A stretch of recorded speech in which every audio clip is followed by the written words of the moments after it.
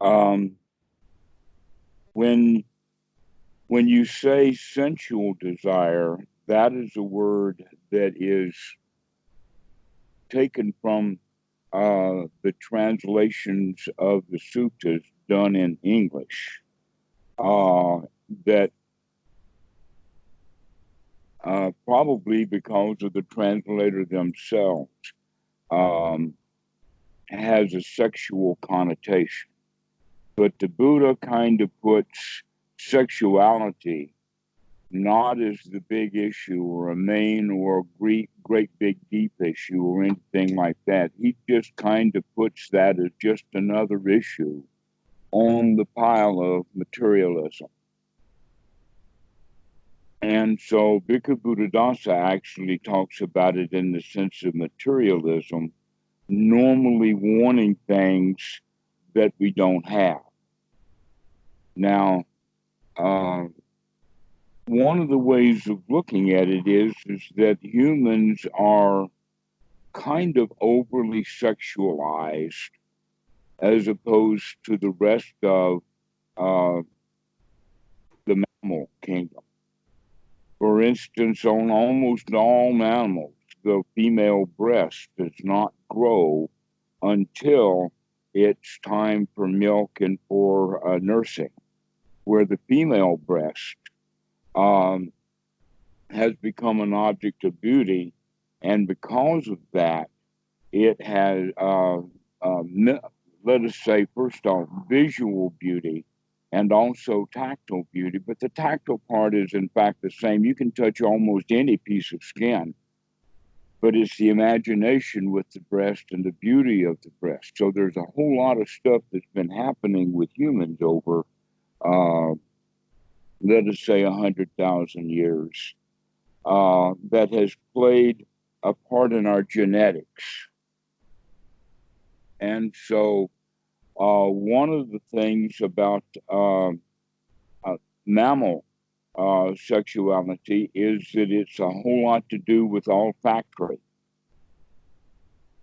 And so the male is putting, and the way to say it is dogs love to smell butts. It's all about the butt smelling, okay? That puts that whole world, but it's not just the dogs that do it. Camels do it. All of the animals, let us say, all the hairy creatures do it. So that whole idea then of the olfactory, what has happened with the humans is that it's been shifted to the visual. I've got another caller coming in. Do you mind if I add him to the since we just got started anyway? This is Eric. Yes, yeah, yeah. Haven't seen Eric in a while. Good. Hello, Eric. Hey, Dhammarato. Welcome to the call joined with Yoel. Uh, we are now discussing, um, uh, let us say, sexuality Okay. and the history of it. Um, but that I don't want to make this a really long call because I'm I'm sick. Oh, oh. Excuse me.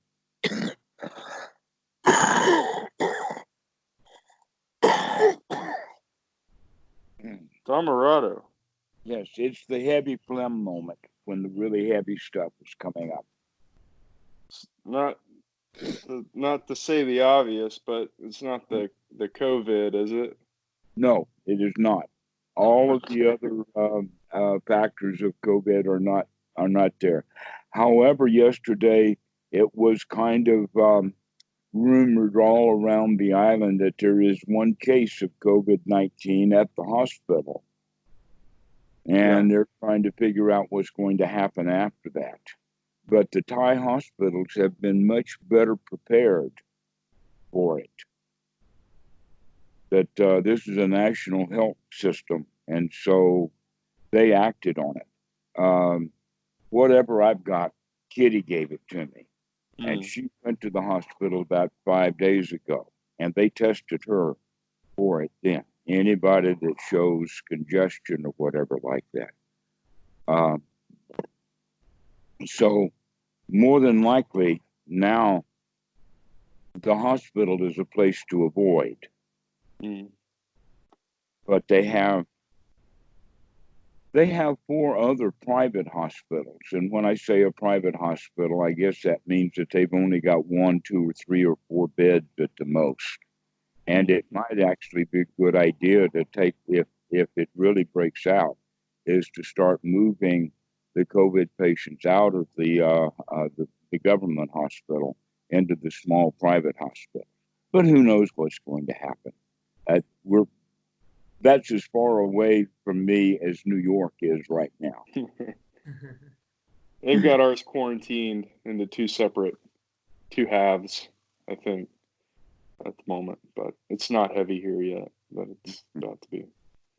So anyway, we were starting off talking about that the human female breast is an object of desire only in the humans. All the other mammals, the breast only grows when it's nursing time, and then it goes back to the same size as that on a male.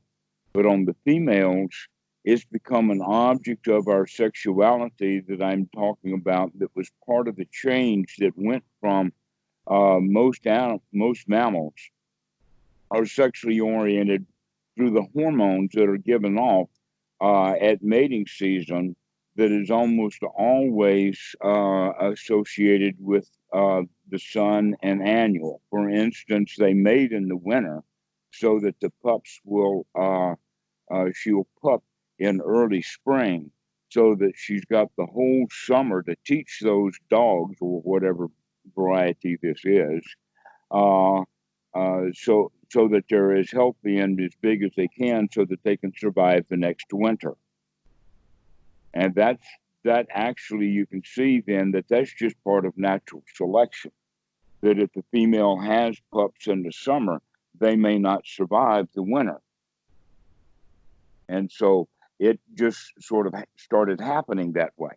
Well, humans have gotten away from the olfactory into visualization, that's where almost all of our sexuality is. That if you, for instance, if the guy is driving his car and he drives into 7-Eleven, and he walks in, and there's a beautiful girl behind the counter, all of the beautiful girl issues that arise in his mind, and perhaps when he gets back in his car and he's thinking about that girl, almost all of his thoughts are visualization and then creating a story around it. And that story then is verbal, but it also is, what we're doing is we're conceptualizing this girl, where in fact we don't know anything about her. We don't even know what she smells like because we haven't been that close to her. And yet that was the whole idea of sexuality with, let us say, our ancestors, right back into the animal world. And that's a very interesting point. This whole idea that much of our sexuality now is mentalized in the form of visualizations and seeing things that are delightful to us when we see them. So basically, the old advice is always the best advice, and now we can look at even what the teachers and the nuns were telling the kids seems to be the right thing to do, and that is think of something else. When you recognize that you've got visual images uh, of wanting something that you don't have, then that's the point in time to wake up. And part of the waking up is that, wait a minute, this is actually painful. This is not pleasurable to think about her. It's actually painful because I want her and I don't have her. And so that's a form of suffering. And so when we can become alert to that, so this is all then back to sati. and that, as you did mention, it is a hindrance. This is actually it's generally when they list the hindrances, this is the first one on the list, which is wanting things we don't have. And that wanting actually comes out of through the teaching of Paticca Samuppada. The wanting and the desire is what comes out of feeling good. That the feelings were there when we thought of it, it gave us a little shot of dopamine. And that should be good enough, but it's not, because that feeling then says, I want more of it. I want this. If I can feel good by just thinking about that girl, then I can feel even better if I get her. Kitty is talking about these things, but another story. Went to the dentist last night and got some appliances. My dad makes those. That's his I'll trade. send this one off to him for a final adjustment. It's pretty good.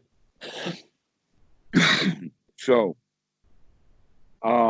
looking at that this is merely a hindrance, and having something that we are wanting something that we don't have, we can go in one of two directions with this, because this is wisdom, or waking up at the point of contact, which means now that we're dealing with a good feeling that can go wrong. Because the good feeling is I like it, and the natural tendency of the mind is I want it, want more of it. This little hit of dopamine is not enough. I want more and more and more and more. Okay. So that then becomes the clinging, or the tanha, that actually is the birth of suffering. And so that's the wanting. And that whenever we have hindrances in the mind that point that out, we should become alert to it, become aware of it, wake up to that. And now, with the mind that's woke up, taking a deep breath, we can go right into it in the sense of, wow, I'm glad that I saw doing that, and that's not where I want to go, okay? Or wow, I caught you again at that. Or we can wisely take some action, knowing that we have choices now. We have a wide variety of choices. It's the old karma that is the way that we normally go. And the normal way that we go is wanting more and more and more of that dopamine. And that can be taken care of in other ways. One of them is to feel really, really good about the fact that you don't have to think about things that are not worth thinking about. And that's its own hit of dopamine. In fact, the whole quality of the changing the way that we feel. Because normally when we have that visual image and we want it, then that means that we are somewhat lacking, that I need something, that I'm less than whole. And then the idea is that when I get that which I'm thinking about, I will be more complete or more whole. Where in fact, that's almost never the case. You may get on more baggage, but you still don't feel complete and whole.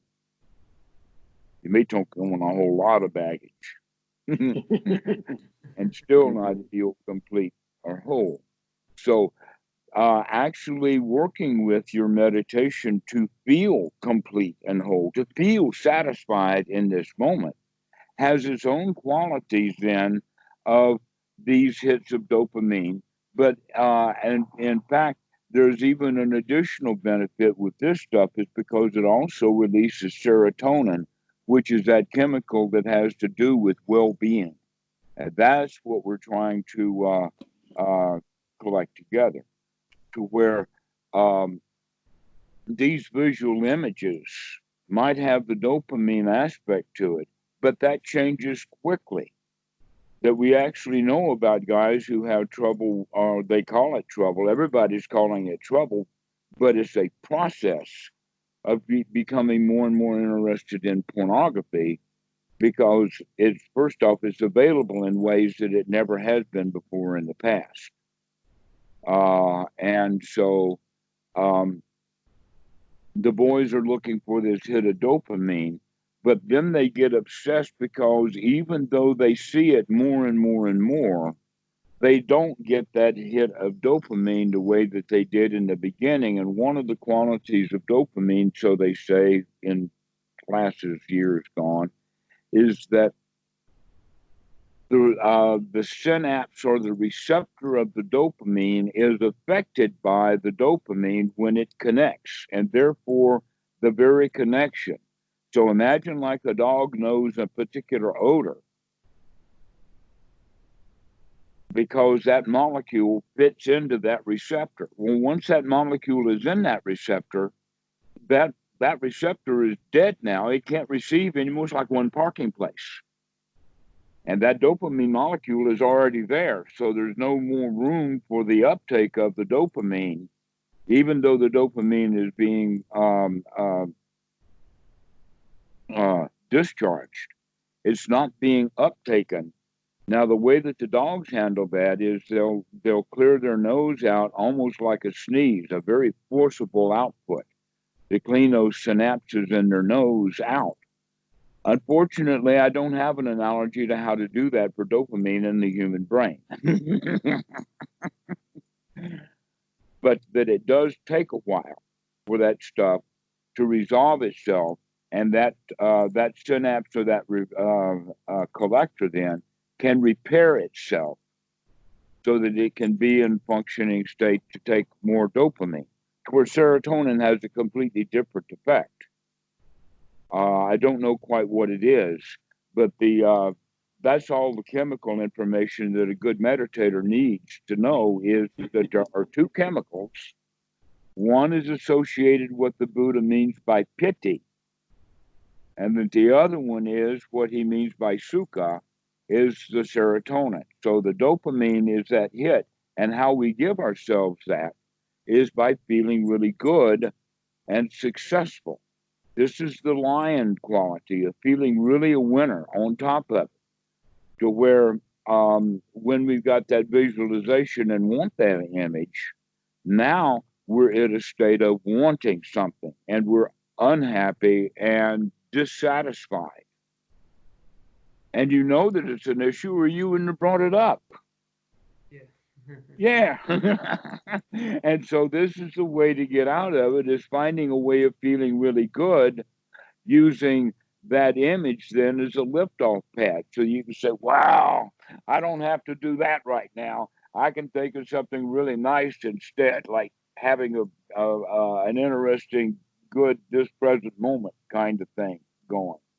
And so basically what we're saying is that the practice remains the same regardless of how the hindrance presents itself. The practice is the same. I call you. You gladden the mind because we're free from that hindrance. And so, in that seclusion from that hindrance, putting that hindrance aside, we're now able to gain joy and satisfaction from the success of having thrown it out. And practicing that over and over and over again brings even more joy than that image would have anyway. Mm-hmm. So that's kind of the Yeah. shorthand version of the story. Okay. Now there's also another side of it, and that is the not the mental, but the physical. That's one of the great values of old age is the physical. We don't have to mess with so much anymore. It's not a problem at hand, so to speak. It's all mental by then. Mm-hmm. And so once you recognize that even though the physical has its ups and downs, that mental part is the problem, not the physical part. That you can deal with the physical part regardless of what age you are or what uh, physical condition you're in at the moment.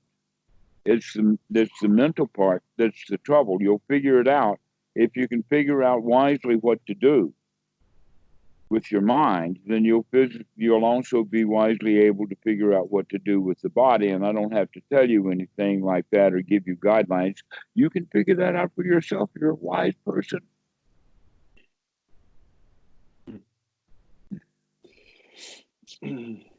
Yeah. Okay. So, cutting it short intentionally, do either one of you have any questions about this? I think that's pretty clear. Yeah. Any questions for now? I'm sorry, what? I think that's pretty clear. I don't have any questions for now. Okay. Yeah. Aaron, I've do you been have anything else to talk about or any questions about this?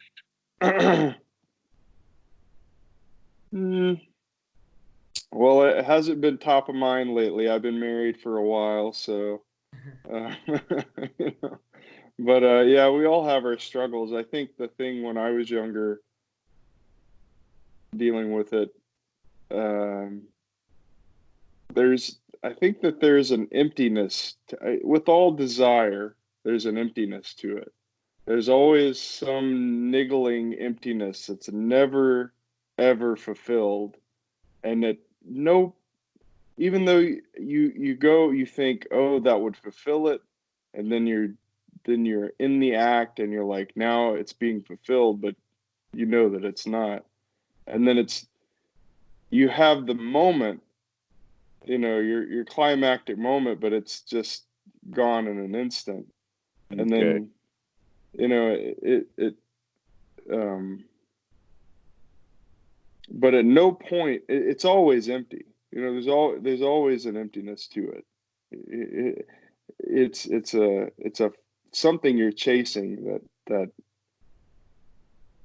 it's fulfilled temporarily, I guess, but I, Actually, it may even go so far as we fooled ourselves into thinking that it did relieve us, but then that mhm, delusion is very temporary. And we recognize that it wasn't satisfying at all. Or we'd like to think that it was satisfying, so that at least that gives us the goal. So there's that question about was it ever satisfying or not, or was I tricking myself into wanting it to be satisfying? Because look how hard I've been working to get it. Now that I've got it, I got to feel good for it. We I could think it really go off into several directions with this, including yeah, the whole idea of happiness and hunger, which is a mhm, really worthwhile topic to go into. But you used an important word that I just have to latch right on to, and that was the word emptiness, mhm, quality of feeling empty. Yes, that is in fact one of the main issues of the teaching of the Buddha is understanding that emptiness. But in fact, you could go so far as to say that sense of emptiness is dukkha. It's a feeling of inadequacy, not up to or whatever. And people spend their whole lives trying to fill that void. Some people will cram a Jesus into it, others will put in a Harley Davidson. I've seen kids throw bicycles into that hole. Like women like to throw one big house after another into it. And they never get it filled. They always have that sense of emptiness there. Um, but Jesus had kind of a clue about what was going on when he made the statement of it's translated into English, and I'll let you know what the English was so that we can go from there. and that is the kingdom of God, or the kingdom of heaven, is within you. Now, the Greek there is basilica theos. Basilica is like the biggest cathedral. It's a huge structure. Most of us feel small with a hole that's so big that it almost fills the small person there. And yet, if you think of it, that it's not a small thing. This is a cathedral. We have a cathedral inside. We have a basilica. And that basilica is intentionally left empty. You don't want to use a basilica for a storage area and throw a bunch of stuff in there. Can you imagine those houses and bicycles and Harley Davidsons, all of that kind of stuff in the basilica? It doesn't. No, I want this place vast and empty so that can be a real kind of a playground. And so, in this regard, when the Buddha is talking about emptiness, and even Bhikkhu Buddhadasa talks about dwelling in the void, of just letting things, okay, so you feel empty. Go in, take a look, visit the place, figure out that this is actually a nice home to live in. This place where nothing is nothing. And then we can begin to figure out a whole bunch of jokes about it. Like my favorite Buddhist joke, you've heard me, I think, say this before. You ain't seen nothing yet. Which means you have kind of experienced the void in the sense of it needs to be filled. But we haven't really seen it yet because we can't see that it's actually a home point. It's really good to be empty, to be void. Because by doing so, we actually release our boundaries and become at one with our environment. And so that voidness is actually something that the self-preservation instinct is trying to fix up, preserve inside of the sense of self, to where the real way of looking at it, oh no, the loss of self is a better way to go. Let it be empty, even empty of the self. Because now if there's nothing to lose, there's nothing to fear. Even Bobby McGee knew that freedom's just another word for nothing left to lose. Because there's nothing there. And when we get to the point that there's nothing, and when we say nothing, there's really some important ways of looking at that. One of them is the point of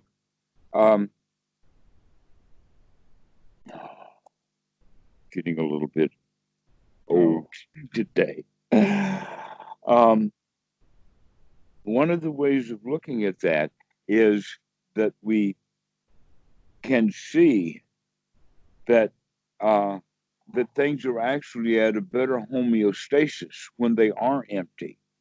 That there is actually less when there's emptiness to rot and fall apart.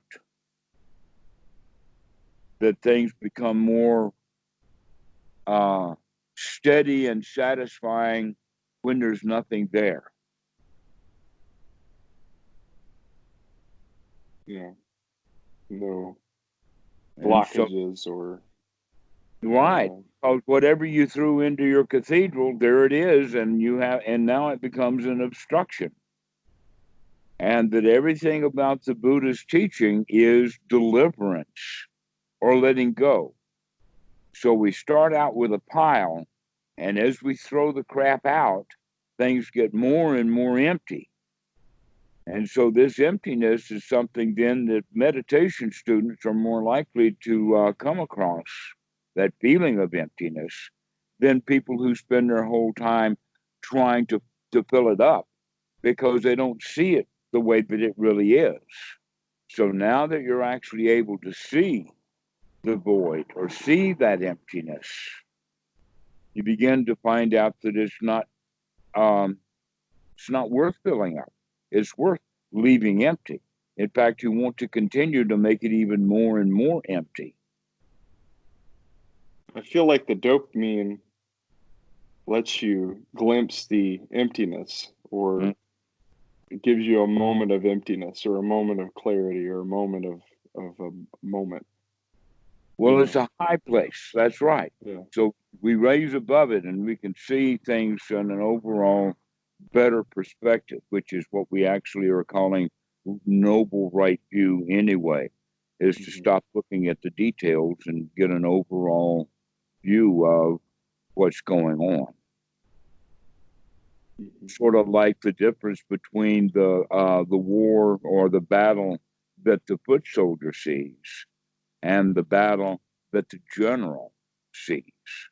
And the general's got all kinds of stuff. He's got post on the hill. He's got maybe even in Civil War. Do you know that they actually used hot air balloons I've heard that. Yeah. in the Civil War?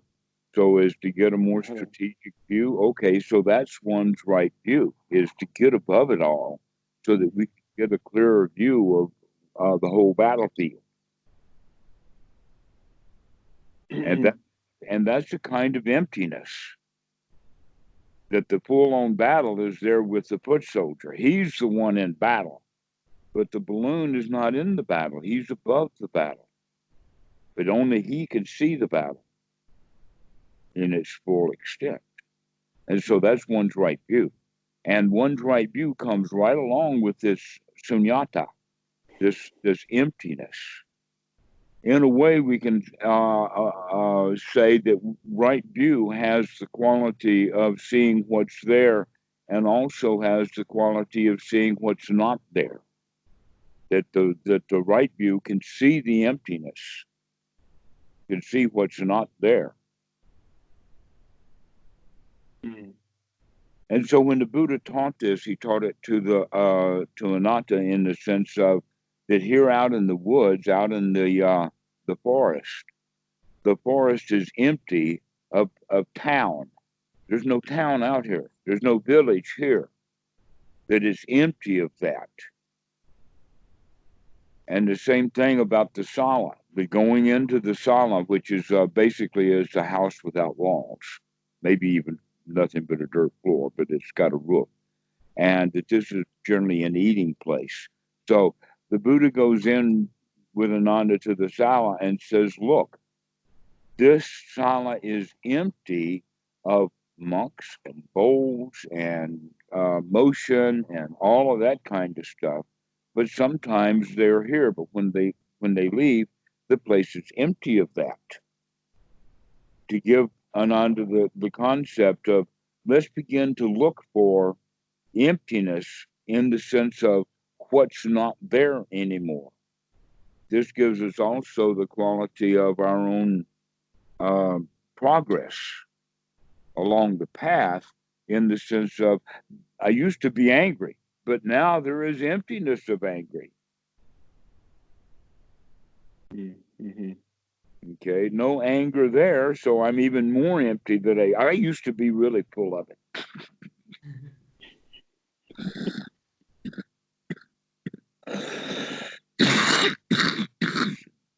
So that's two quick talks, one on emptiness and one on getting it on. So Good stuff, if you don't Dhammarato. mind, we'll finish now. And I'll, Yeah. Yeah. in fact, I'm being fed medicine as we speak. Kitty, you're so good. I've got a 7-year-old who's already a good nurse. Are you quarantined? Are they quarantined there, Dhammarato? Uh, Have you started that yet? I'm as quarantined today as I have been for the past 5 to 7 years, which means I don't get out much anymore. Yeah. But I live with people who are not quarantined, so their outside world comes here anyway. But yeah, it's down to the point that I'd say that I even wear shoes about once a month.